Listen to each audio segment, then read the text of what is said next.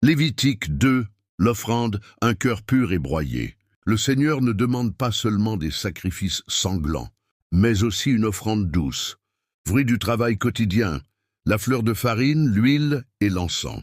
Cette offrande symbolise la consécration de nos œuvres, pensées et intentions. La fleur de farine, la partie la plus fine du grain, représente ce qu'il y a de meilleur en nous. L'huile parle du Saint-Esprit, et l'encens, de la prière qui monte vers Dieu.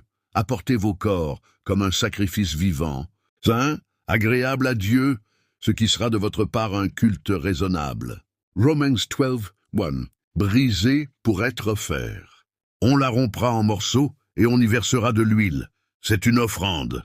6. Le pain est brisé avant d'être offert. Tout comme Jésus, le pain vivant, fut brisé pour nous, nos vies doivent être brisées dans l'humilité avant de pouvoir être véritablement données à Dieu. Il n'y a pas d'offrande vraie sans brisure intérieure, sans que l'orgueil ne soit écrasé. Le sacrifice agréable à Dieu, c'est un esprit brisé. Ô Dieu, tu ne dédaignes pas un cœur brisé et contrit. Psalm 51:7. Prière, brise en moi ce qui résiste à ta volonté, Seigneur. Que mon cœur soit une offrande brisée, mais remplie de ton huile, le levain et le miel, ce qui doit être écarté. Aucune offrande que vous ferez à l'Éternel ne contiendra de levain ou de miel.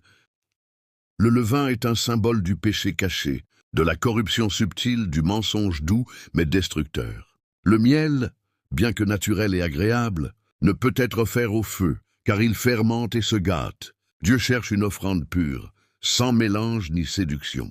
Un peu de levain fait lever toute la pâte. Le sel de l'alliance, la stabilité éternelle. Tu ne laisseras point ton offrande manquer de sel, car le sel de l'alliance de ton Dieu ne doit jamais manquer. Matthieu 13. Le sel est un symbole de pureté, de préservation et d'alliance durable. Une offrande sans sel est incomplète. Elle n'a ni saveur, ni signification.